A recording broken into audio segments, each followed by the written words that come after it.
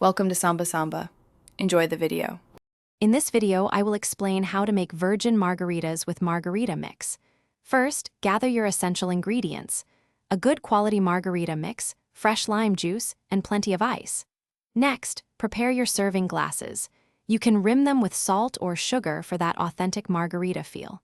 Finally, make sure your glasses are well chilled to keep your drink perfectly cool and refreshing. Now, let's mix your delicious mocktail. In a shaker, combine 2 parts margarita mix with 1 part fresh lime juice. This ratio creates a balanced flavor profile. Fill the shaker generously with ice. Secure the lid tightly and shake vigorously for about 15 to 20 seconds.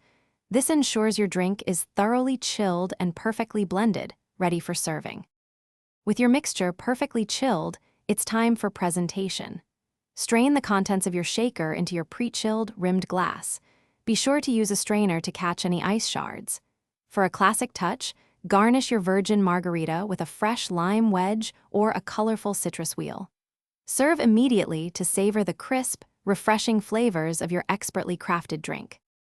To elevate your virgin margarita, consider some creative twists.